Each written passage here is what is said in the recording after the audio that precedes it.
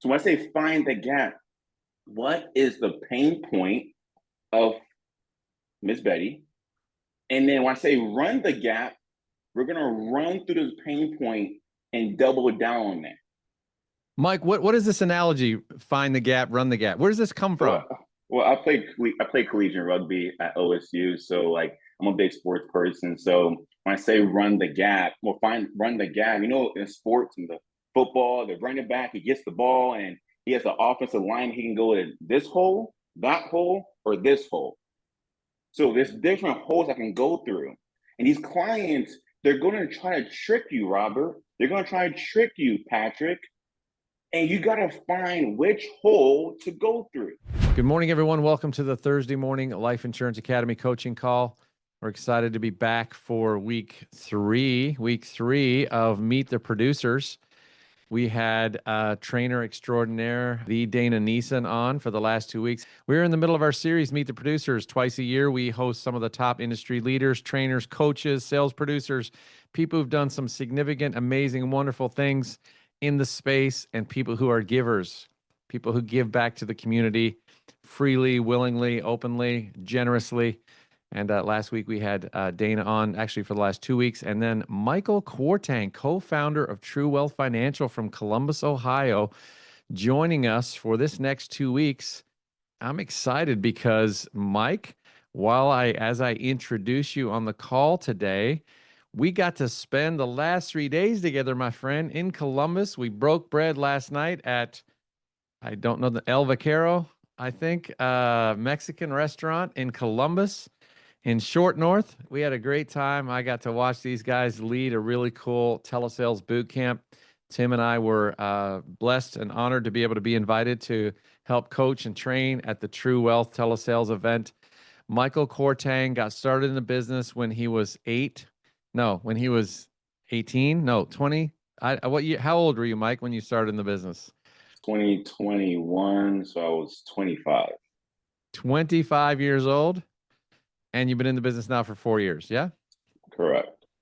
4 years in business with his longtime friend, Mr. Jalen Talley. They now have put together a really cool organization that's growing on. Tony G said you're 26 now. You're putting together a really cool organization, leading a lot of really great people, helping people get started, helping people win. And here's the one thing, Mike, that I know about you, man. You're a consummate trainer. So just to get this thing kicked off, welcome to the Life Insurance Academy coaching call. Mike, man, thanks for being on with us today. I know, man, I'm real excited to see some beautiful faces, some familiar faces. I see family and friends on the line, so give me a good time. Yes. Mike, why do you love this business? Let's just start there. Why do you love the business, and why do you love training so much? Man, this business has changed my life.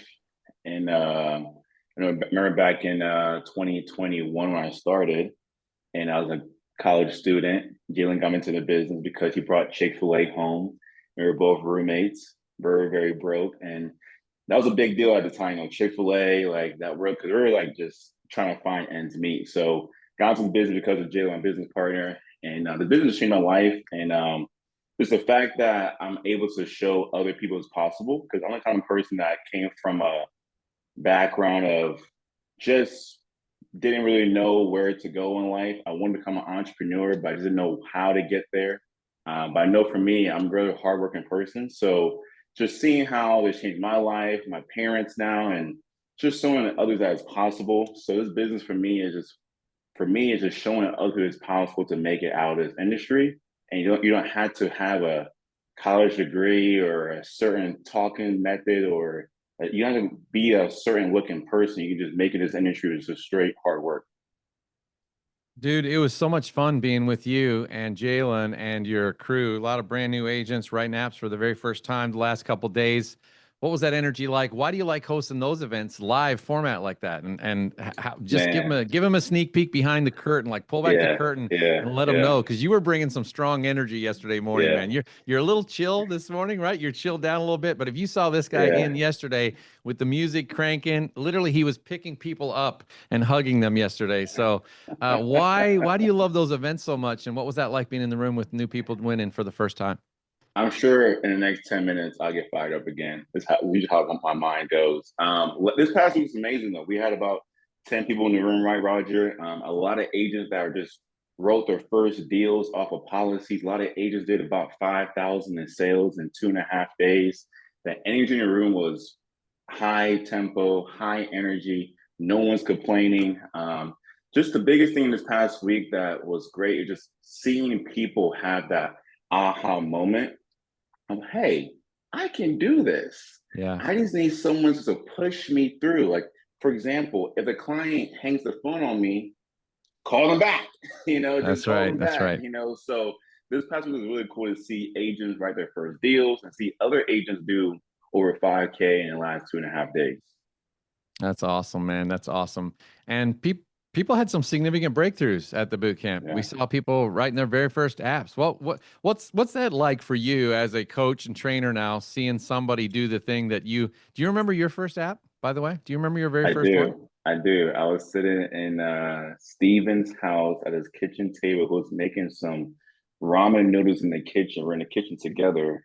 And I wrote a Liberty Bankers application, my very first presentation. I did sell it, and this guy is still paying to this day. But like to answer your question, just seeing agents write their first app, it's amazing because once again, I feel like for me, it's just showing other people it's possible. This Yeah. industry to me is not really challenging.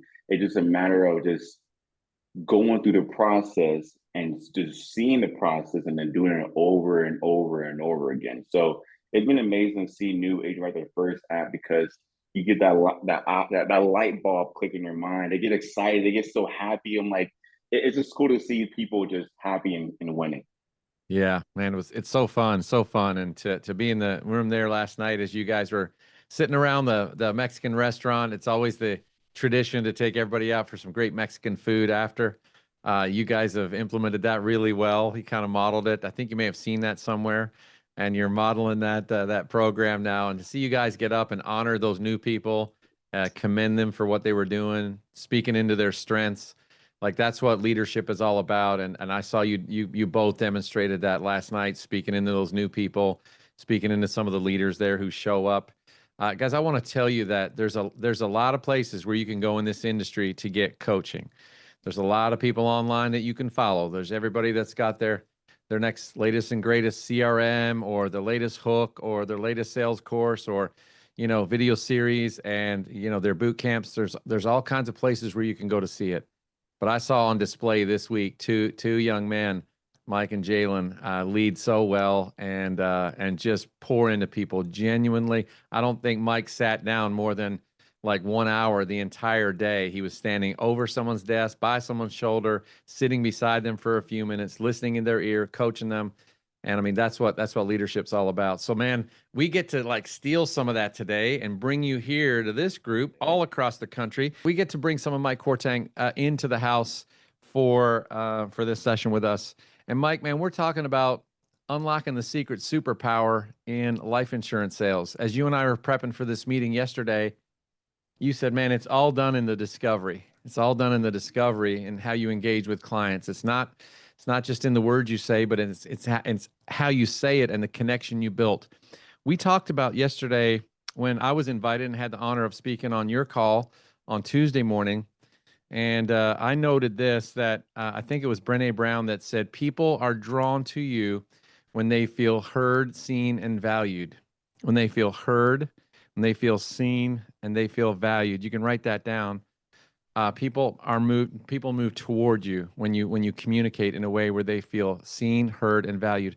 And Mike, you broke that down, that it's in the discovery area for you. I want to turn it over to you. And you gave me two analogies, and I heard Clark Stanley give reference to one of these analogies, and then I know where he got it from. He got it from a conversation between you and him, and he talked about finding the gap and running the gap. And I want to talk about that today. And why is there power in discovery? And what is this concept about finding the gap? Yeah, define the gap, run the gap. I think in the presentation of your client, I think a lot of agents are trying to find out what is the angle, what is the pain point, where am I going with this? Because you don't figure out where you're going with this, and start to talk about the pain point, the client's going to tell you in probably the next 10 minutes, can you get to the quotes? Can you hurry up? Can you, I have to leave to go somewhere where they really don't have to go anywhere. So for you in the first enter your conversation with the client, your goal is to find where is the gap, where's the pain point, and then I'll call it double down on it. I even call it like reel them in with the fish hook. And I want to reel them in so tight, they're not going nowhere because I have them so emotionally bought into me to the point where what Clark would say, big one is incoming. You know, it's coming. The close is going to be there. The discovery part means so much to me because this is the emotion part of the sale. This is the emotion part. I get to actually connect with you and find out what is the pain point. So when we say find the gap, to me, it's where is the reason why you request this information. Chris says, when you fill out this form late at night, which is always late at night for these clients, like 12 o'clock at midnight, what was going through your mind? And I want to relive that moment again. Discovery to me is like painting a picture for the client that I'm painting with them. So we're doing the brush strokes with them together. I'm not telling them to paint the picture. They're painting the picture with me. And we're reliving this moment of when you pass away, what will this picture look like? Is it going to be a Mona Lisa picture or a picture that I drew that's probably not the best looking picture? Like, is it going to be a nice looking picture for you and your loved ones when you pass away? So when I say find the gap, what is the pain point of Miss Betty? And then when I say run the gap, we're going to run through this pain point and double down on that. Mike, what is this analogy? Find the gap, run the gap. Where does this come from? Well, I played collegiate rugby at OSU, so like I'm a big sports person. So when I say run the gap, run the gap. You know, in sports and the football, the running back, he gets the ball and he has an offensive line. He can go in this hole, that hole, or this hole. So there's different holes I can go through, and these clients, they're going to try to trick you, Robert. They're going to try to trick you, Patrick. And you got to find which hole to go through. If you don't find the hole to go through in football, they're going to tackle you. Then you're just stuck. Yes. So for me, I'm trying to figure out which hole, which pain point do I need to hit on? Because you want to the best agents, they create the pain point. The agents that close on the laydowns, the client already told you what the pain point is. And you're just going to that. The best agent, like a Dana or a Chase Alexander or a Tony G or Miss Hicks or whoever's on the call, they uncover that, right? They uncover that pain point with the client. They get the client to reveal that to them, right? Exactly. Yeah. You got me fired up now. So this idea of running the gap, you're looking, I'm just asking for clarification. So picture yourself on the line. You're the running back. You were just handed the ball. And you got a bunch of guys, big looking dudes that want to take your head off and try to stop you from advancing the ball. And you're the agent and you got the ball. Now for a new agent, that's a scenario that can seem very threatening, right? How many people would be intimidated by that if you walk out on a line right now, especially in rugby? You don't even wear any freaking equipment in rugby. You guys are nuts. Like, I don't even know what's happening in that sport. Like, why are not more people getting hurt in rugby? I don't understand. But you're looking for the hole. You're looking for the gap. You're looking for the seam. And for you, that seam is when the client reveals just a little bit about that pain point. They may not be revealing all of it, but they touch on something emotional. Is that what you're looking for? That thing that they touch on. And I want to reiterate this because as Mike and I were talking yesterday, we were discussing this. The client is just not going to verbally open up and be all emotional and let you in. They just don't do that. They don't do that. But what they do sometimes is they'll open up this little seam and let you see a little piece of it that seems like I can share this and it's still okay. And for Mike, visually in his mind, tactically as an athlete, that's where the seam opens up. That's where the gap opens up. And he says, right there, that's where the client is letting me in. So guys, you got to picture this, like, where is the client starting to let me in? And then you got to be willing to go in there. You got to be willing to not just see it, not just find it, but actually run it. But at first, we got to find it. How do you find the gap, Mike? So, there's different gaps we can run through. So I'm gonna start with the first gap. And real quick, guys, I always tell agents this: no client that I've ever talked to said to me, Mike, it's a great day for me to add an extra bill to my bills today. Like, no client's gonna tell you it's a good day to buy some life insurance. No, no, no. But when the opportunity presents itself with someone like you, that skill, has empathy and control and confidence, they will buy a lot. So the first gap is going to be the client has no insurance. All right, Daniel, this is a simple gap. Client has no insurance, but there is an art to this though. Discovery. There's an art to it. And I'm gonna kind of just role play with myself here. So the client says, yeah, Mr. Mike, I have no insurance right now, and I've been trying to get some insurance, and my mom passed away a few years ago, and I'm trying to find the best plan. Because your clients will ramble to you. They want to tell you I have no insurance. They're gonna ramble off a whole bunch of stuff to you. You're trying to figure out, oh my gosh, where am I going next?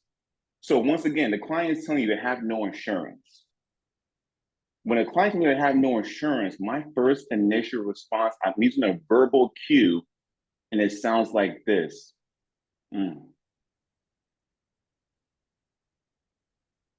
You have nothing? And do it again. The client says they have no insurance, Larry. And my response over the phone, all you got your voice, face to face. I'm using my face as well.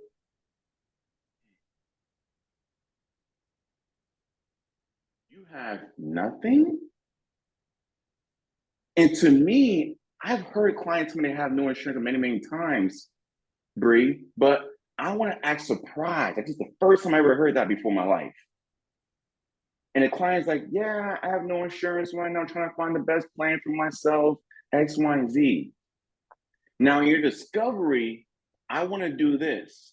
I want to rephrase stories and questions. So for me personally, in my discovery, I'm rephrasing what the client is telling me. I'm adding stories, and Roger's one of the best at telling stories, and I'm adding questions.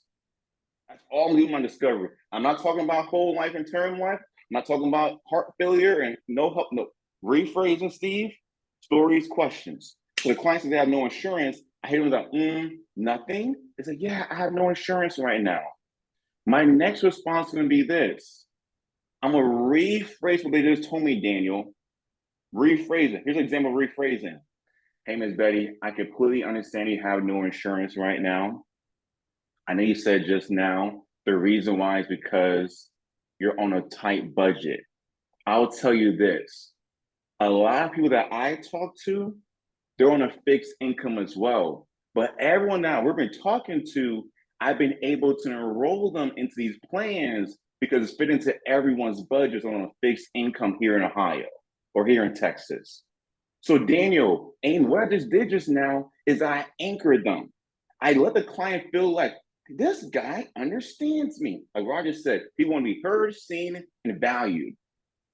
So when the client tells me the biggest thing stopping is money, which is probably 80% of the time, I'm going to say a statement like that, Daniel. I'm not going to do like the client to say, biggest thing stopping is pricing and move right on to my next question. I want to add a statement there to make them feel heard and seen. You want me to keep on going, Roger? You want to chime in? Absolutely. Yeah. So when the client says, biggest thing stopping is pricing, I add a statement in there. Because I do question, Michael, which that makes it feel like an interrogation. I want to throw off my pattern by adding a question, statement. So now, after this part here, this is the first gap here. After this part here, I'm now going into, so have you received any quotes before or any options before? And they'll be like, yeah, I haven't got anything before. Miss Bryant, Mr. Walton, that's a lie. Come on, let's be honest. You're 65 years old, you never received a quote before. Respectfully, that can be a lie. Because my parents, when I go to their house, both my mom and dad are both from Ghana. They live here in Westville, Ohio. When I go to their house, all I see in their mail is AAA, Mutual Omaha, Gerber, X, Y, and Z. Who can relate? Yeah. if you ever done face-to-face sales before, you know these clients are getting a whole bunch of stuff in the mail. So you want to challenge your client. You want to challenge your client, Amy, here. This is a challenge, and it's okay to challenge your clients. That shows them you're the real deal. Ms. Betty, so you're telling me, this is how you say it. Ms. Betty, so you're telling me that you never received a quote before? Because I go to my parents' house, this is a story. I go to my parents' house, all I see in their mail, and they're around your age as well, all I see is a whole bunch of Mutual Omaha, AAA, Colonial Penn. So you never received a quote before? Oh yeah, well, I have. Ah, gotcha. Okay, makes sense. So you have received a quote before, and that was with what company? Ah, it was Mutual Omaha. Oh, that's amazing. They're a great company. How much coverage? I was 10,000. How much a month? $100 a month. Boom, Amy. I now have the client tell me what's the best quote they received before. Now I'm not going to just sell on price only, but it's good for me to understand what's the best option they received before so far. Then I'm gonna ask them, and I got this question from Tony. I'm gonna ask them, so what made you not go with that option? Because now, is it price? Is it because you didn't understand the policy? Is it because you don't like Mutual Omaha because of back in the day made you feel weird? Or what's the reason? So with that question, Daniel, I can figure out. I keep picking on you because you're on top of my screen there next to Dana. So with that question there, it helps me to understand what is the reason what's been stopping you. So that's the first gap there. And for me, if I can understand what's been stopping them, I'm going to use that to my advantage throughout the full presentation. For example, they say, yeah, I just didn't like the fact that the policy was going to be a 2-year waiting period. So if I can potentially get the client day one coverage, it may make them happy. So just trying to figure out what is the reason why they didn't go with that first plan. And then after I do this part here, I'm next going to go into my funeral questions. Now with the funeral questions, I'm just trying to figure out, have you seen the good or the ugly of someone having insurance? And guys, once again, this is still the first gap here. Like this is a gap here. They have no insurance, and I'm building upon the gap because I already went through the gap now in football terms, and now I'm looking the linebacker safety area, right? Like I'm trying to juke the safety now. So like I'm building upon this now because the client already told me what they want, but I want to build upon it. I want to anchor them down some more with some more whys. If I can have more whys to why they want insurance, it makes the close so much more easier at the end. I'm not just cool with just having one why, Amy. I want multiple whys. Just in case I can't beat the price, I'll have a backup plan. Mm. So I'm next going to, so have you ever experienced a funeral before, Miss Betty? We love Miss Betty, right? From Mildred. And she's going to say, yeah, I have. You know, my neighbor passed away. Guys, I want to talk about children, mom and dad, brothers and sisters. Personally, me. Friend, neighbor, no offense. That could mean a lot to you, but you probably were not involved in that funeral planning. I want to talk about children, brother, mother, sister. So Ms. Betty says, yes, I experienced a funeral before, and my son passed away. I'm going to use another verbal cue again. Man.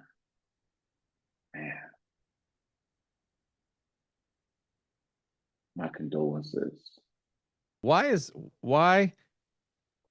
the thoughtful pausing and the tone and the pacing there, Mike? Why is that important for the client in this place of discovery?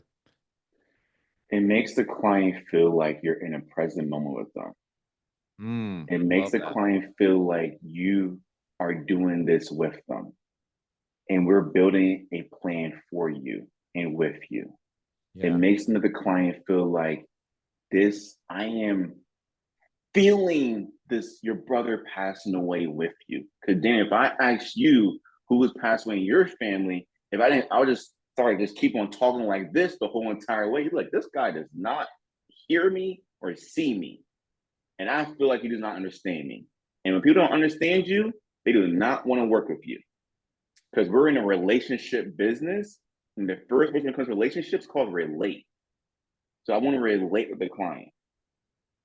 So I love the silence. I thrive in the silence. I get excited with the silence. I'm like, yes. Over the phone, better use the silence. Face to face, silence, and facial expressions. Mm. So the client says, yeah, my brother passed away. I'm going to say, how condolence this? I'm so sorry to hear about this. And by nature, the client's going to talk next. And she's going to tell me more about her brother. Now, she's also thinking back in her mind about her brother passing away, about how that time was for her. Because if I don't talk, she can actually think back about the time her brother passed away. But if I do talk, she's focused on what I'm going to say next to her. And a lot of agents can't do the pausing because they don't know their script yet. So they're so worried about what they're going to say next. So worried about what they're going to say next.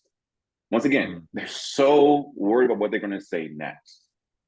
Once you know your script, you can be in harmony. I call it do the macaracha with them. I'm just dancing with them. We're just having a good slow dance. We're just having a good old time. I'm Is that how the comfortable. Macaracha looks, everyone? Is that, are you trying to say the Macarena? Macarena, yeah. I said Macaracha last night too. You didn't correct me last night. Macarena. You Yeah. said the So Macaracha yesterday in that yeah, meeting we did too. And I'm yeah. like, I think he means the Macarena there, Yeah, you know, yeah. Same thing, right? But yeah, that one, yeah, that one. Slow that dance. one. Salsa, yeah. So my sister said her brother passed away. Okay, I'm sorry to hear about that. And these questions I'm gonna ask next. I'm gonna go through these questions kind of fast for time sake, but I'm gonna ask, was it burial cremation? Did he have any coverage? How much was his funeral? Those are some of the questions I'm gonna ask when someone says someone close to them passed away. And if the client says, yeah, my brother passed away with no insurance, I'm gonna ask another question like, was it hard or easy while the family was grieving to come out of pocket to pay for his funeral? Because Ms. Betty, the funeral home, they want the money yesterday. I'm saying things like this right now, Steve, because the client has no insurance. There's gap here. So I'm saying things like, once again, was it hard or easy for it to come out of pocket to pay for your brother's funeral? Because I know when someone is passing away, it's hard to grieve properly without having proper coverage in place. Because the funeral home, they want the money yesterday. Hmm. That's an intentional statement Yeah. because I want the client to think in their head, man, it will be hard for my children to grieve without having proper coverage in place. Because the funeral home, they do want the money yesterday.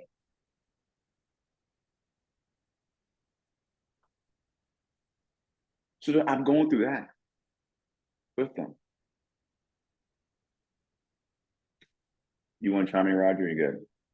No, I'm following along. I mean, I see the idea of running the gap is taking them to a place where they're hearing themselves speak about the things that are important to them and actually consider for the very first time. We always talk about in our training that you may be the first person who's had this kind of conversation with your client. If everybody else is treating them transactionally, tell me about your health. I think we can get you qualified. Here's the numbers. How's your health? What prescriptions do you take? Great. Let me give you some quotes. Which one sounds best to you? That's a very transactional environment, right? You're going to need a lot of leads. Now, you can become massively successful using that approach. But what that approach is simply a numbers game.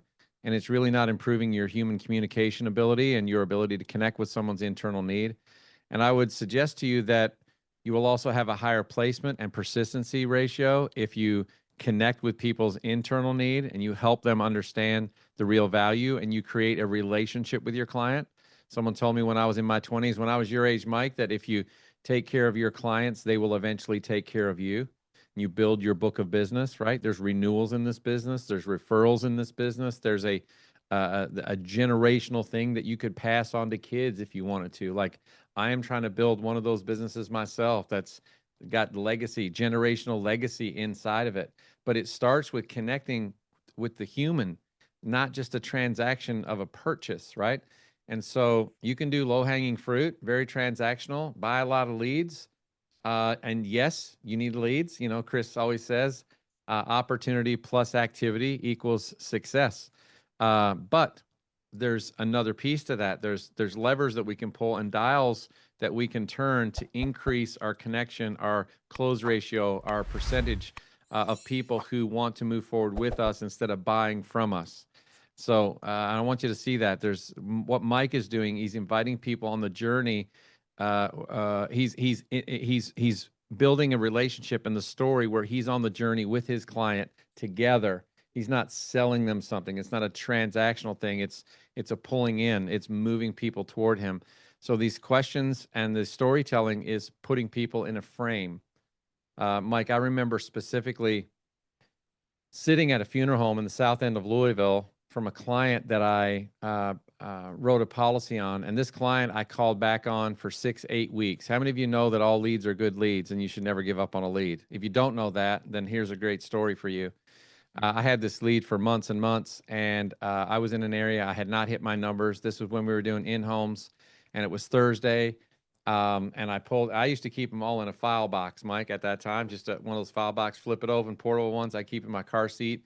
And I had all of my leads categorized by zip codes because I was running leads in Louisville. And I had them categorized by zip codes. So when I would run out of my opportunities, like I've dialed through all my leads, Dana, what do I do now? Dial them again. You got to get someone to pick up the phone. You're trying to just get someone to answer. You're trying to find the lights on in a house. You're trying to find a car in the driveway. That's really what you're trying to do. So it was late in the evening, and I pull out this lead, and I go to this house, and when I pull up, the lights are on in the house, and there's a car in the driveway, and I'm like, hallelujah! These people have never answered. She's never been home weeks and weeks. I've driven by 2 or 3 times, never anyone home, and tonight she's home. And I wasn't ready. All I had was the lead, and I didn't have anything else. And I pulled in the driveway with the lights on, and it was getting dark. It was in the fall of the year, and sure enough, she comes out on her front porch. Yes, can I help you? And I called her by name, and her name was Jerry Hunter. And I said, Jerry, my name's Roger Short. I've been trying to find you for 2 months. I've called and I've stopped by. You made a request. I have it right here, and we've not been able to fulfill it. And I just left my car running, the door open, and I walked up her steps and I showed her. She said, yeah, that was me. I said, well, before I go home, can I get you your information before I leave? And that was it. Next thing I'm in sitting down with her. Fast forward a story. Her daughter came in during that presentation. I ended up selling her daughter a policy who was just turning 50. A year later, her daughter called me back to add some more coverage on her because she was living in the house. And if she said, if I ever pass away, I'd want my mom to have my house because it's just me and my mom. There's no one else. Dad's gone. And I'd love for my mom to have my house. So she put an extra $40,000 to cover what was remaining on her mortgage.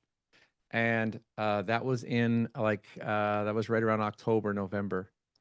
We went away for Christmas. He came back after Christmas to the house, and I had a message on my phone. And when I listened, it was from a funeral home in the south end of Louisville asking for assistance on a death claim for the daughter, not the mom. And I ended up going to the funeral home and meeting Jerry Hunter, the mom who was on the front porch, who came down and asked me why I was there. And I went to the funeral home, and I sat in that funeral home with her friend. She had a friend, from church. They weren't married or anything, but he was her man or whatever, and they were just sitting there together. And she said, Roger, is this policy going to pay that that her daughter had for her to pay. I said, what you don't know, Jerry, is that Sandra actually called me back last fall and put an additional 40,000 to cover the house, so that if something happened to her, you could move into her house and not have any more house payments. And that would free you up, not just for the burden of paying for the funeral, but you would no longer have a mortgage or a house payment. And when I said that, she just started to sob, and she put her head on my shoulder right there. And I had a light blue button down shirt. You know what happens when tears or water spills on a light blue shirt? It's like the most prominent thing ever. It's like spilling a little bit of juice, and it's like it stands out like it's a giant beacon light. And I had these tear stains right here on my shoulder. And I just held her there, and her 75-year-old boyfriend was sitting next to her, holding her arm on the other side, and the funeral director was sitting right there. And I walked them through what it was going to look like. And that policy paid out. She moved out of her house, moved into her daughter's house. She was then mortgage free. She had enough to pay for the funeral. And Jerry told me, she said, Roger, if you never showed up at my house that night and gave me one more opportunity, my life would have looked completely different. And she said, thank you so much for coming in and just being present with me in that moment, and then pushing my daughter to buy a policy when she was giving you a hard time. Because here's what you don't know about the story. While I was in the middle of writing up the policy with Jerry, her daughter rolled up on a motorcycle. Her daughter, Sandra, was a Harley rider, single, leathers, walked up the steps. She was bigger than I was. And she walked in, she goes, Mom, who is this? Do you want me to get his ass out of here? You know, she was saying, and she said, you be quiet, Sandra, this is for you. Sit down. And she was giving me a hard time, like she was going to kick me out, like I was trying to take advantage of her mom. And her mom thanked me for not letting her daughter sway me away, and actually being present with her and asking her tough and challenging questions. And guys, I will tell you that when you have a moment like that, it changes your perspective on how your conversations go with clients. And what Mike is giving you right now is he's telling you about gaps that clients will open up, and they'll only let you see a little bit of it. For most of us, we're nervous about going there because we've not had those emotional, transparent conversations before with people. And we might be slightly uncomfortable, Micaiah, of having that conversation. Patrick Stone, we may be uncomfortable with going through that gap. But I tell you what, if you don't go through that gap, there's 8 other linemen or 12, I don't know how many's on a freaking football team. They're coming at you, and you're not going to get through the gap. And you know who's going to be the person that hurts? Is your client. Because what if that didn't happen? Jerry now lives in a mortgage-free home because of that. And Chris said to me one time, Mike, what you're doing right now and the way you just painted that picture, Chris said, Roger, if you can be present with the client to help them remember the emotion of what they were feeling at 12 at night when they were filling out that lead online, you know, filling out that Facebook lead that popped up on while they were doom scrolling at 12, you know, and then they fill out the form and hit submit. Trying to get back to that emotion. He said, when you're having the conversation with them, you got to bring them back there. And Chris said, it's even more powerful when you can let them see what it's going to look like in the funeral home when they're not there to help their family with the decisions that are so important for them to make. And you're no longer there to help them. What do you want that to look like?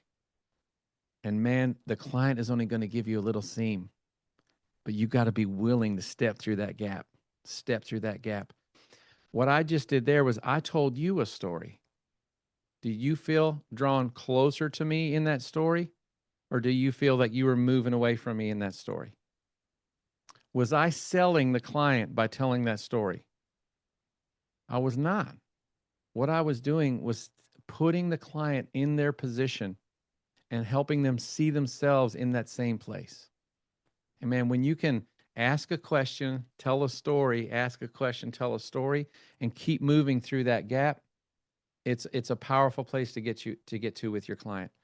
Mike, you're great at connecting with clients. I've heard you on the phone. I never saw you do face-to-face. I know you had a great presentation when you were in the field. I know you had a great presentation because I recognized it. But I never saw you there, but I've heard you on the phone, and your ability to be present in the moment and to be confident with yourself, just to be quiet and present, is phenomenal. It's almost eerie.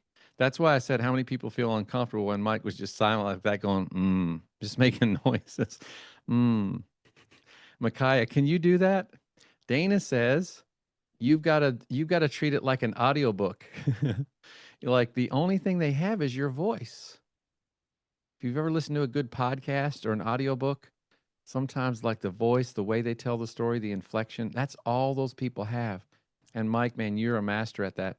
Let's dig in a little bit further, Mike, on how in the discovery, because I want you to recognize, if you've been a part of our training, which most of you have, that's why you're on this call today. We have the five principled sales process. And right here in the discovery is what we call the stakes. The stakes. And this is identifying, addressing, and then raising the stakes. The three parts to the stakes: identifying, addressing, and raising the stakes. So Mike in his discovery is actually getting into identifying and addressing. And as he runs the gap, he's starting to elevate or raise the stakes. So I want you to see where this flows. Mike, how do you go from just addressing it to raising them when you're running that gap? I love that, man. You actually read my mind. That's actually where we're going next in this gap. We're actually now about to score a touchdown. In rugby, we call it a try. And you know, this next part of the raising the stakes is going to be, I call it the power question.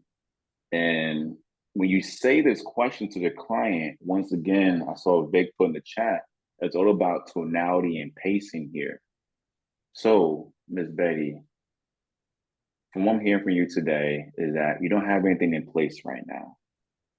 So, God forbid, let's say you were to pass away, let's say last night. Who'll be the one today taking care of your final expenses? Jonathan. Got it. Got it. Now, do you think Jonathan is in a spot right now financially to come out of pocket to pay for your final expenses? He cannot. If the client says he cannot, I learned from Tony, I'm going to just take their last few words and say, he cannot. Say it again.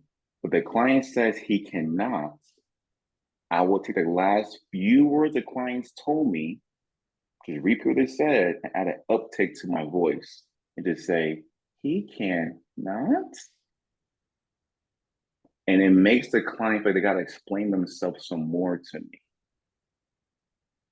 And the client be like, well, yeah, he can because he has 3 children, he has bills himself, and he cannot come out of pocket to pay for my funeral. Ah, gotcha. Okay, makes sense. So what I'm hearing from you is that you want to take care of this and to make sure there's no burden that put upon him. Is that what I'm hearing? And she said, yeah, that is correct. And it's the power question I hear.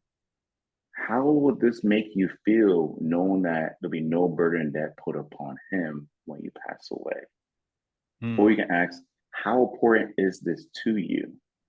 Like I said, guys, I want to reel her and him so far in with that last question that, like, I'm going to the presentation now and the options later. This is so reeled in. So that's how I raised the stakes. Like Roger said, I identify the why, I pinpointed it, and now I'm raising the stakes. And guys, in your discovery, once again, I'm giving you a lot of statements and questions. The best of the best agents like Jalen would do, and they'll also add, even Clark Stanley would do, they'll also add some personality to it. Like, for example, the client says, yeah, I'm getting a little old nowadays, and I'm just trying to find the best plan out there. But I always say, Miss Betty, I'm getting a little old too. My hairline's going back, so I don't blame you at all. So with that being said, have you received any options like the best of the best agent will add some like personality into it before going to the next question. Uh, Because it makes the client feel like they're talking to like their grandchildren, like a human being. mm, They want to clients want to.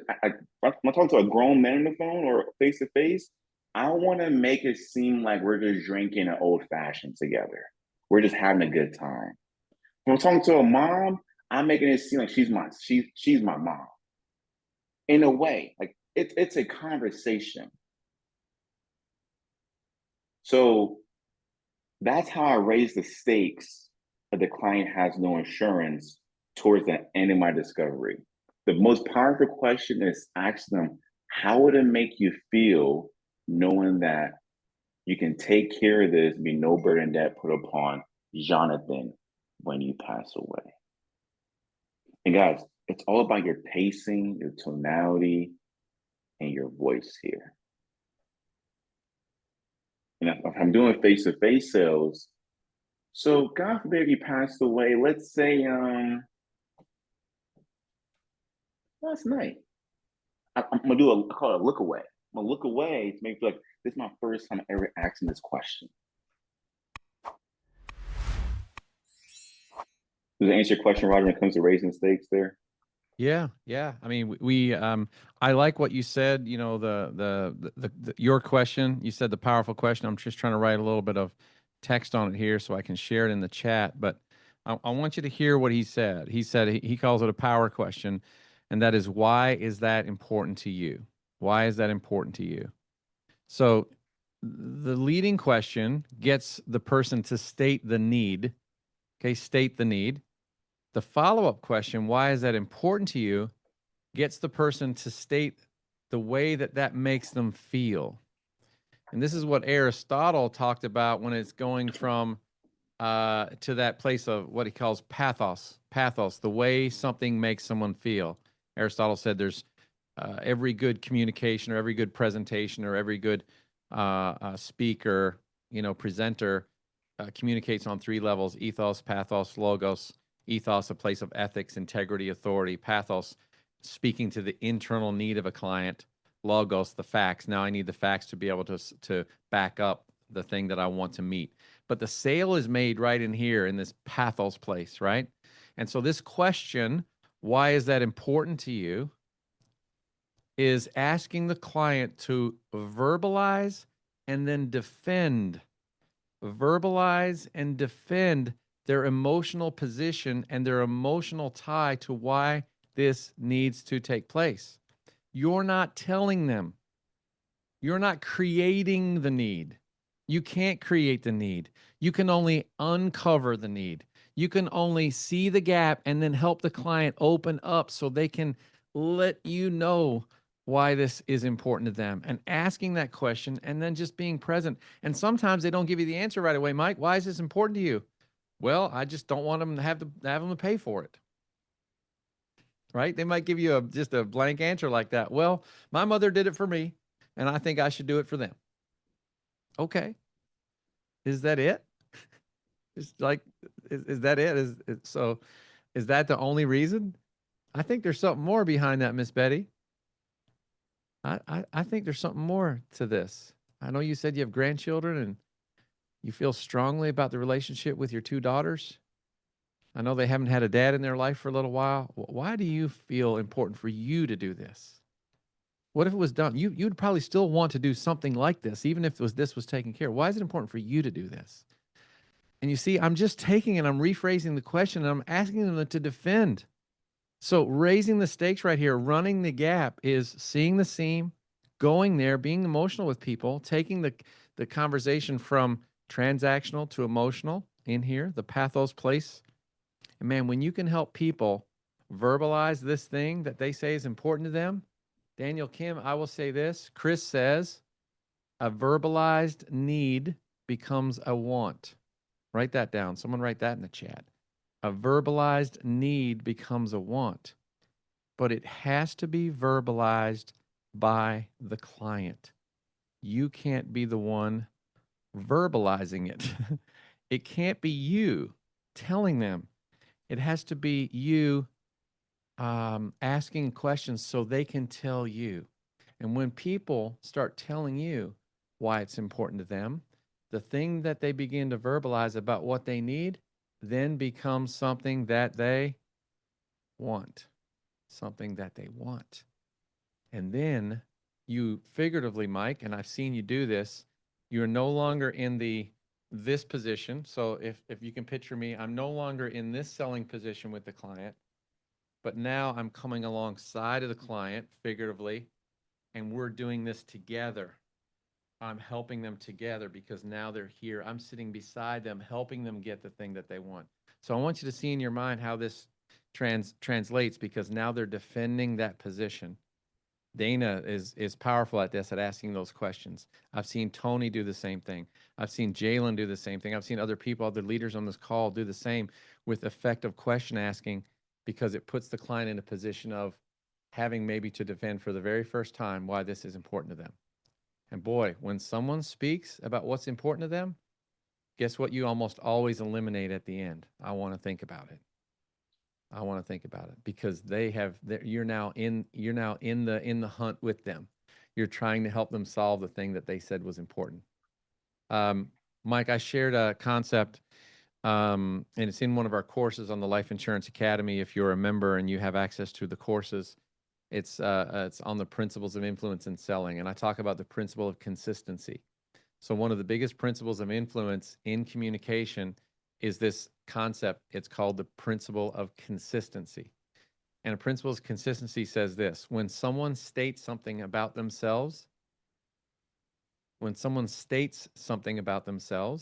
it's difficult for them to go back on that after they have stated it to you. So if I meet Chad for the first time last night and he says, man, I'm in a place where I'm just a sponge. I want to learn. And this is so important to me, my marriage and my kids and my family and my future. Right? When Chad has a tough time, I'm going to go back to him. I'm going to say, Chad, you told me that this was important to your wife, your kids, your family, your future. Because once I know what Chad's fighting for, and he knows that I know what he's fighting for, it's very difficult for him to go back and say, no, I didn't really mean that. It's really not that important to my wife, my kids, my family, my future. I was just saying that. Do you see this? That's the principle of consistency. So if you can get your client verbalizing why it's important to them, man, you've now made them state, this is who I am. Can you help me become this person that I say I am? I am a good mother. I want to do this for my kids. Why? Because their dad is out of the picture. Someone has to take care of them. It is my responsibility. It goes from this philosophical need. It's not just an internal need. Now it's also a philosophical need of right and wrong. And then you're a principled person, Miss Nadine. I can tell you are a principled person, and this matters for you to do the right thing for your daughters. I can see that in you. You are that person, aren't you? And Miss Nadine is going to go, yes, I am. Yes, I am. That's someone making a statement of fact, and then for them to go back on that at the end, well, I want to think about it and shop around and get some more pricing. You see that there's a disconnect. It doesn't work. So, Mike, man, I love this. Finding the gap, running the gap. Why don't we throw it open for a few questions for Mr. Mike Kortang? Mike, you're leading a big organization. You do these sales trainings calls every day. People are having success. The numbers are growing. I see it. You guys are going to be at a $10 million agency here in no time. And you're getting close, knocking on that door. And I'm so excited for you. You got tons of people winning at a high level. Who's got a question for Mike about some of his process? And it even could be some of the other leaders about his process, because this is an open dialogue and an open forum. So what do you got for Mr. Mike Kortang? Here's your chance. Or for me, or for both. It doesn't matter. I have a question if it's cool to ask. Yeah. So, Mike, once you've raised the stakes, you've got them on the hook, when do you know it's time to move forward and get to the presentation and fill out the app? Like how deep do you really go before you've got them? Well, I know I got them right here, but I'm a big into process, and Roger knows this as well. I do the same thing the same way every time. So there's no need for me to show quote unquote quotes right now when I got them on the hook like this. I want now, and I mean, obviously use the script you're using, but usually you want to go into information now, going into how this plan is going to work. I'm gonna go with how the plan is going to work. I'm gonna probably ask some underwriting questions. And when I'm doing the underwriting questions, and I'm figuring out what's the best option for them, I'm gonna then build some rapport there. I'm gonna use FORM, FORM, family, occupational, recreational, meet. And then later, here in a second, I'm gonna show options. So I don't want to just raise the stakes and just go, hey, here's the quote with X, Y, and Z company. A lot of agents do that. Now I'm gonna follow the script. I'm gonna be calm. I've been before. Go through information, underwriting, then show options. Does that help? Mike, sometimes people jump out because they feel, I got one. This person's going to buy. They're going to buy. I got one. And you're excited. And internally, it's like you feel like you're fishing for the first time. You got a fish on the line. Like when you're a little kid and I remember when Ashla or Maddie and Olivia and I'd go down to the lake and you put the little float bobbers out in the water so that you could see if there was a fish nibbling, right? And the very first time that thing is doing that, they grab it and they fumble it and the thing is going all over. They drop it and the next thing there's no fish. And what happened? Well, you just got all excited, right? You didn't wait. You didn't wait, right? There's a process to this. New agents, sometimes when someone says, oh, I need insurance, I'm ready to go, I got this much to spend, I just need to know what the quotes are. How many new agents get like suckered right into that and fall right into the trap? You go ahead and give the prices. Which one you want to start with? Well, I want to think about that. I got another place I'm going to check on. Thanks for that. I'll talk to you tomorrow. I'll call you back if I'm ready. And you're like, what happened? They told me they were ready to buy. They told me how much. You didn't follow the process. They did not verbalize why this is important to them. There was nothing to anchor it to. You jumped out of your relationship development and you got to a place of transaction only. And they can say no all day long to people who are transactional. But boy, when they verbalize that need, Chad, and they tell you why it's important, your close rate goes way up. Who else has had some interesting thoughts, some probing thoughts, and you'd like to share maybe an aha moment here or something you've learned? I'll ask Mike a follow-up for Sage's question there. Yeah. Because you talked about his and we talk about this all the time. He and Jalen, I've said 2-1, they are like the masters of the pause of all time. I don't even know where that came from. It's like a natural thing. So and Mike, you were doing it. I'm used to it now. I've heard it for a year now, year and a half. So I'm already used to it when you go into training. But in training, it gets, and Roger pointed out, people started squirming around. I was watching the screen. They're like, what's he doing? Does he not know what he's doing? So it is difficult when you don't know. You're good at it now. Obviously, at the beginning, not.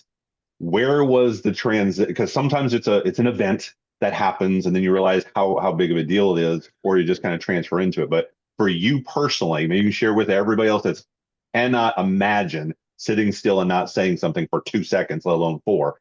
What happened that made you realize how powerful that was that you needed to be doing that? Good question. I can give you at least one example I had over my career, was just listening to my recordings of me talking to the client. And I felt myself rushing, and I felt myself early in my career just not sitting there and just not sitting there and just anchoring it. So listening to my recorders early in my career really helped me out to understand, am I rushing? Do I sound frantic? Do I not feel comfortable? And listen to my recordings and then listen to them now. I'm like, wow, it's night and day. When you listen to your recording, you can actually hear yourself and think back to this when me and Roger were talking about the tonality, the pacing, the verbal cues, and second thing too, it was a training that I've heard before about verbal cues and verbal pausing. And I understand that I heard that years ago. Verbal cues and verbal pausing, it allows the client to feel like they can hear you and they understand you, or you can hear them, you understand them. So it's called a verbal cues and verbal pausing. I learned that years ago, and I've just been running with it. And sometimes, guys, with the client, it could be awkward, but I've mastered it. I've done it so many times where it's like, I love it and I get excited doing it. It's kind of a weird thing I do in life. I get excited about certain things. Yeah. Because I think if you put up enough reps, we were driving home from that boot camp last night, and Paul Miller, my son-in-law, was in the back, and Tim was driving, and we were talking, and we were talking a little bit about Clark Stanley. And for those of you who haven't listened to yesterday's podcast episode drop, maybe Adam can throw a link in there to that episode. But Clark is just, he makes me so proud. You know, of course, every new agent and everybody has their own trajectory, but Clark miserably failed for 4 months and wrote 4 policies, and 3 of them fell off the books, and only had 1 stayed on the books in 4 months, in his first 4 months. And then he came to 1 telesales boot camp, got in a community, something clicked. He started putting together his script. He started to understand the principled sales process, you know, belief, trust, stakes, option, solution, and knowing that there's a framework behind this so that he doesn't always have to get all the words right. It's about connecting to another human. But as long as you're you know, establishing trust, as long as you're identifying, addressing, and raising the stakes, as long as you can address some of the things that they're thinking about as options, some of them are even saying no, and then you can present a clean solution for them to an easy off ramp for them to solve their problem at the end. He has a way forward, and something clicked, and he started to win. The title of the episode, I think, is what is it? This agent sold 170,000 in his first 4 months, or something like that. 170,000 in his first 4 months. How many of you'd like to go from 4 apps in 4 months to 170,000 in your next 4 months? Right? I mean, it's just like a phenomenal transformation. My son-in-law Paul said, the great thing about working with Clark is that I get to hear him continue to practice his craft, and then I begin to emulate some of the stuff. Like a lot of stuff that I implement is stuff that I've learned from him. And he said he's just had, and Paul's trajectory was different, and Clark's brothers was different, Jack, and they all had their own schedules they're trying to work around. He said Clark has just given himself a lot of opportunities to have a lot of conversations with clients. And he said, and that's the biggest thing I think is different there. He said a lot of new agents, even me, he said, I'll admit that I didn't give myself enough opportunities to have conversations with clients to realize when people say this, it means something. When people open this little bit emotionally, it means there's a seam there, and I need to go through it, and I need to be comfortable with going through it. Even though I might feel uncomfortable initially, you know, it will get there. Like Sage says, it'll come to a place where I'm actually okay with asking that question for the first time because I see what the response is, and then I can go further with the client. And guys, you will become a better human. You will become a better communicator if you learn to do this with people. Just think about if you did that with your own family and just were present with your own family. Instead of always giving them advice on what they should do, ask them what they think they should do, and ask them why that's important to them. And ask them, if you don't do that, what's some things that may happen if you don't take action on this? Or what are some consequences if you do? And what do you think is best? And how can I help you, guide you in that decision? Boy, wouldn't that be a much better parenting conversation than, why are you doing that? You shouldn't be doing this. You shouldn't be hanging out with that person. You know you're going to get in trouble. They're bad seeds, and they always get in trouble, and you're going to end up giving me a call at 2 a.m. in the morning sometime. I'm going to be getting you out of a ditch. You know us as parents, we go off. And I've had times when my kids didn't want to talk to me for weeks when they were teenagers. My beautiful, loving, happy daughter, Madison, turned into somebody who was like, I learned that she needed coffee in the morning when she became a teenager before I could talk to her. And if I tried to talk to her before then, it was not pleasant. You know, when she was going from adolescent to adult, I had to learn, okay, this is a new human. This is an evolved human. Well, your conversations start to change. And when you can have thoughtful, meaningful conversations and let people tell you the consequences of taking action, or the consequences of their inaction, and what that's going to look like and how that makes them feel, Mike. And Mike, I love it, man. You put people in the moment just by asking those questions and pausing and listening. Man, you are probably one of the most present people, and you do it all over the phone. Now, Mike, you weren't the first to transition to telesales. Now you teach it. You're a face-to-face guy. How difficult was this for you and Jalen when you first transitioned to building a remote team over the phone? Because most of the people on here today are probably remote. There's some face-to-face, I'm sure, in homes. But what was that like for you? Was that daunting to go from being able to use what you see when you look at Mike? Mike walks into the room, You know, if you ever seen Mike, he shows up, he's dressed like $1,000,000. He's got a smile of a runway model, and his physique. He's a rugby player. I mean, he's got presence when he shows up. On the phone, they don't know he looks like that. He could be some hick guy in a trailer, you know, on the phone. Mike, what was that like for you transitioning, and how difficult was it? Was it easy? Yeah. So when back in I think it was 2023 when me and Jalen said, "Hey, we need to start a telesales division for our agency," it was challenging because we were both still running a lot of appointments, training agents. Jalen actually I took the first initiative to actually do telesales. I was like, "You do it first, and I'll do it after you." And then he started doing it, and it's funny how business and life works because the same thoughts that you guys are having right now, probably your business, the same thoughts that we have, Roger has, myself, Mrs. Privet have. And Jalen, 3 weeks in doing telos, he's like, "Mike, yeah, let's get back in the field, man. Let's get back to knocking on doors. It's not working. This thing is too hard, and then my sales are going down." And Jalen was doing about 30,000 issue paid a month. His first one was doing telos, he did about 5,000 issue paid. So big drop in his sales. And then the next month, the first week in that month, he did over 23,000 in 1 week. And after that, it's been up since then. So, it takes just that leap of faith because we knew that, some agents would not want to sit in Mr. Johnson's house that, it's X, Y, and Z and it's a little dirty in his house. We know we need to start to tell us, so we want to reach more people. So Yeah. it was challenging in the beginning, but we made it work. And now we have a lot of people doing virtual sales, and it's amazing. And real quick, I real quick, remember Jalen's first deal. He went from selling 25,000 a month face to face in his first full month. Jalen, I think you sold 2,800 in your first full month on the phone. 2,800 for the entire month. Is that right? Yeah, roughly. Sad times. Sad times.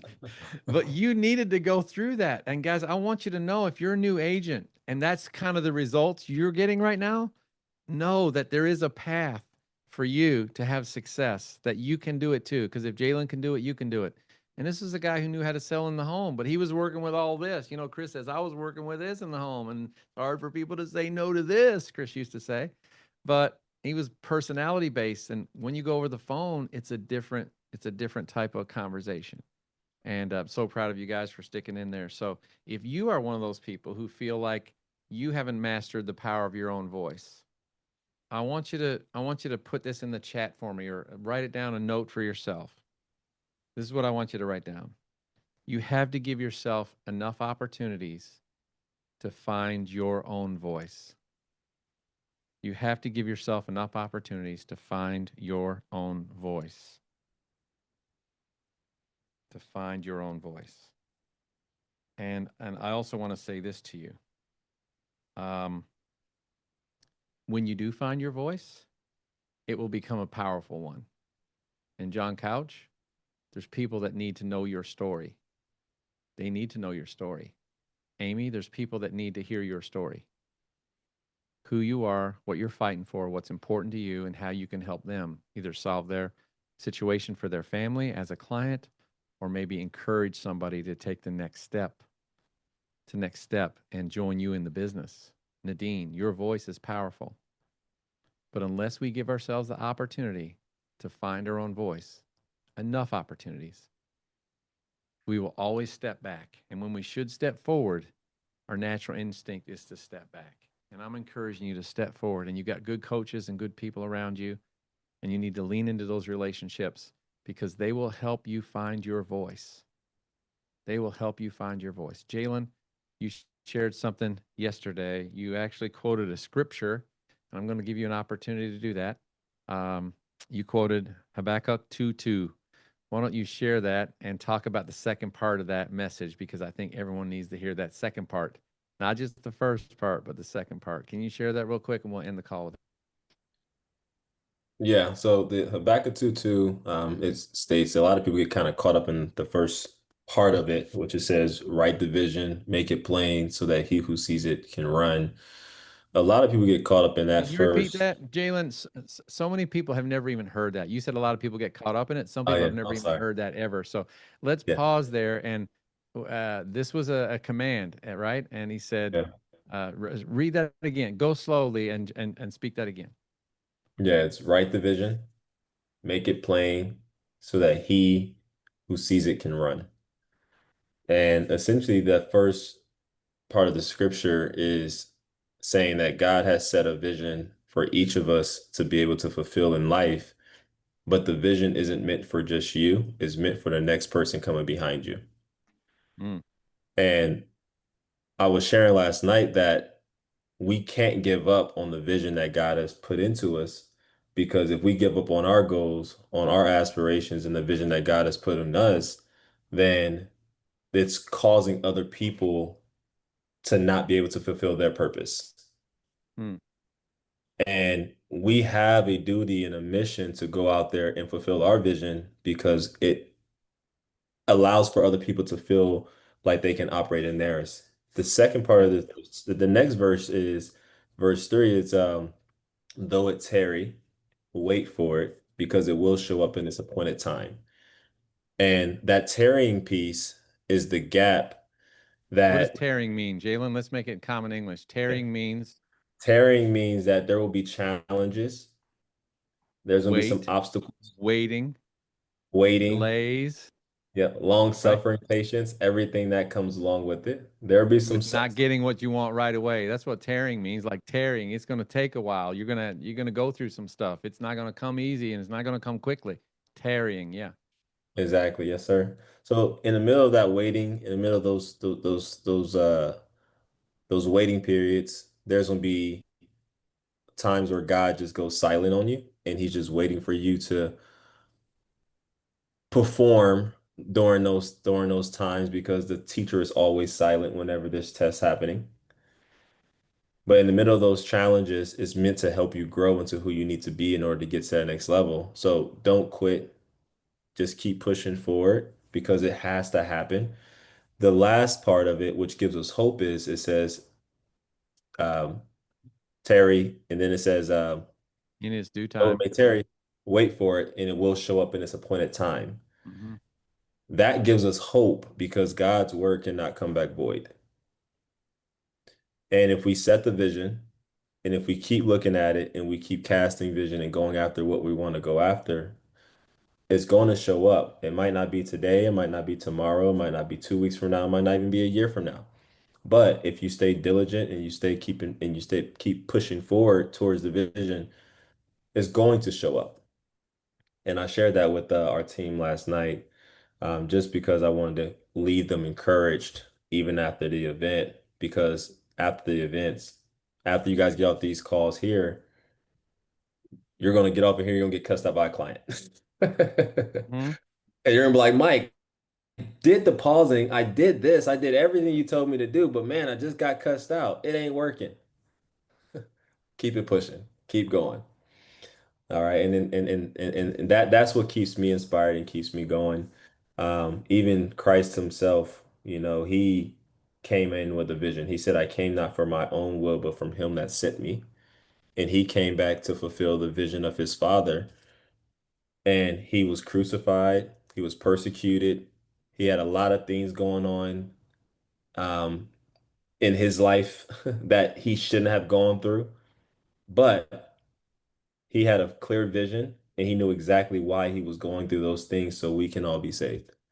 Mm, And he told us, he said, you guys would do greater works than I did. We just got to ask ourselves, do we truly believe that? mm. We have an opportunity to do that every single day by going out there and showing people Christ and showing people that, if they can just stay diligent and stay locked in and stay focused, we'll be able to go out there and serve so many more people.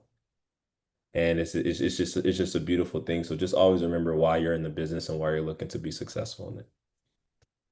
Ruth, you didn't know you were going to get all that today, did you? You thought you were just coming to a coaching call about running the gap, finding the gap, and discovery and why that's important. But Guys, this is human to human connection. And the thing that we want to encourage you here at the Life Insurance Academy, if you've been following us, we are about helping people become better people, better humans, better communicators. And if you do, you will become trusted advisors with your clients. You will earn your voice. You will earn the right to speak into them. And you can do that in a very short period of time with a client because you confidently step into who you are. You can ask those questions. You can be uncomfortable with them and be present with them and guide them to the place that they know that they now have peace of mind for the very first time. And the thing that they've been avoiding and putting off, they now have done. Don't let your clients come all the way with you and then say, I want to think about it. You need to have earned the right to say to them, Nadine, I know you're uncomfortable with moving forward here now. And your natural tendency when you're unsure, your entire life was to step back and say, I'll wait. I want to think about it. But too many people wait one day too long, one time too often, and they never get the chance again. My question to you is, if everything you told me was important, why now would you step back again when it's right here and you can take hold of it and put it in place for the first time? Why would you want to do that? And boy, it makes them defend their position. And if you can be comfortable and say those things to people, guess what they do? So I'm turning around, I'm saying, Nadine, we're not going to do that today, are we? We're going to go ahead and get this applied for. We're going to get you covered. We can change it. You can change your mind later. But you know what? I think you just need the confidence to know that you're doing the right thing. And I'm telling you, you're doing the right thing for your family. So let's go ahead and get this done. Now, what's your middle name? Boom. Done. Close. They say, thank you so much for staying there with me and getting this done. Because I really need to do this. I want to thank you because I was ready to hang up on you. And Miss Jerry Hunter and her daughter, Sandra. Sandra was pushing back on me, and I didn't let her push back on me. I stayed present with her. I asked her those difficult situations. And just within 24 months, we had an entirely different outcome that anyone couldn't have imagined. And while Jerry was putting the coverage in place for her daughter, it was her daughter's coverage for Jerry that actually was the thing that protected that family the most. So guys, that's what we do. And we're on a mission to do this. I want you to read my thing up there that I put in there, my post. You have a voice. Give yourself enough opportunities to find that voice. You will not become comfortable with, I'm so sorry to hear that. Until you find your voice, Bernice. Until you find it, Tolan. And remember that you have a message. And you need to learn how to tell it, and it will change people's lives, your clients and the people around you. And you'll become better humans, better communicators, and ultimately will make a better difference in this world that needs you to be a bright, shining light in it. Thank you guys for hanging in there with us.